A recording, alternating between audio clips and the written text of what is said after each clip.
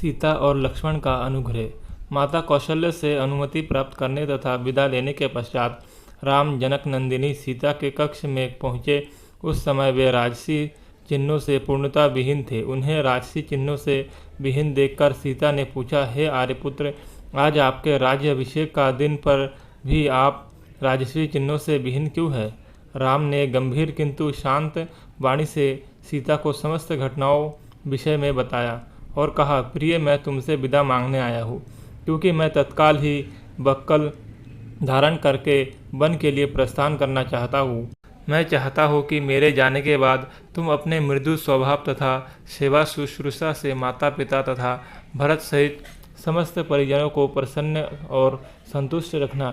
अब तक तुम मेरी प्रत्येक बात श्रद्धापूर्वक मानती आई हो और मुझे विश्वास है कि आगे भी मेरी इच्छानुसार तुम यहाँ रहकर अपने कर्तव्य का पालन करोगी। सीता बोली, प्राणनाथ, शास्त्रों में बताते हैं कि पत्नी अर्धांगिनी होती है। यदि आपको वनवास की आज्ञा मिली है तो इसका अर्थ है कि मुझे भी वनवास की आज्ञा मिली है। कोई विधान नहीं कहता कि पुरुष का आधा अंग वन में रहे और आधा अंग घर में रहे। हे नाथ, स्त्री की गति तो उसके पति के साथ ही होती है, इसलिए मैं भी आपके साथ वन चलूँगी। आपके साथ रहकर वहाँ मैं आपके चरणों की सेवा करके अपना कर्तव्य निभाऊंगी।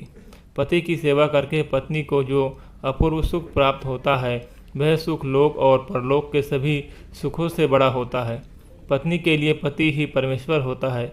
यदि आप कंद मूल फल आदि से अपनी उदर पूर्ति करेंगे तो मैं भी अपनी क्षुधा वैसे ही शांत करूंगी। आपसे अलग होकर स्वर्ग का सुख वैभव भी मैं स्वीकार नहीं कर सकती। यदि आप मेरी इस विनय और प्रार्थना की अपेक्षा करके मुझे अयोध्या में छोड़ जाएंगे, आपके वन के लिए प्रस्थान करते ही मैं अपना प्राण त्याग दूंगी। यही मेरी प्रतिज्ञा है। राम को वन में होने वाले कष्टों को ध्यान तथा इसलिए वे अपने साथ सीता को वन में नहीं ले जाना चाहते थे। वे उन्हें समझाने का प्रयत्न करने लगे, किंतु जितना वे प्रयत्न करते थे, सीता का हठ उतना ही बढ़ते जा रहा था।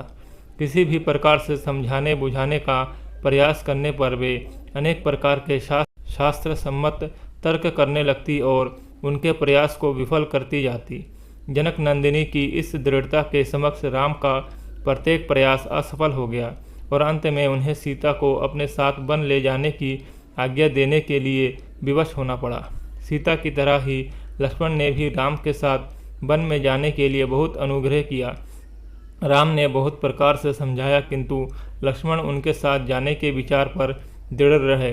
परिणाम स्वरूप राम को लक्ष्मण की दृढ़ता, स्नेह तथा अनुग्रह के सामने भी झुकना पड़ा और लक्ष्मण को भी साथ जाने की अनुमति देनी पड़ी।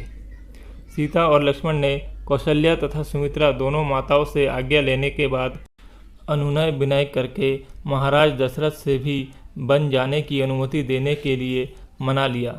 इतना करने के पश्चात लक्ष्मण शीघ्र आचार्य के पास पहुँचे और उनसे समस्त अस्त्र शस्त्र आदि लेकर राम के पास उपस्थित हो गए। लक्ष्मण के आने पर राम ने कहा, हे सौमित्र, वन के लिए प्रस्थान करने के पूर्व मैं अपनी संपूर्ण संपत्ति ब्राह्मणों, दास दासियों तथा याचकों में वितरित करना चाहता हूँ, इसलिए तुम गुरु वशिष्ठ के ज्येष्ठ पुत्र को बुला लाओ। दोस्तों, अगर वीडियो अच्छी लगी है तो वीडियो को लाइक और चैनल को सब्सक्राइब करें और ऐसे ही राम कथा सुनने के लिए हमारे चैनल पर जाएं। आपको क्रमबद्ध तरीके से राम कथा की वीडियोज़ मिलेंगी।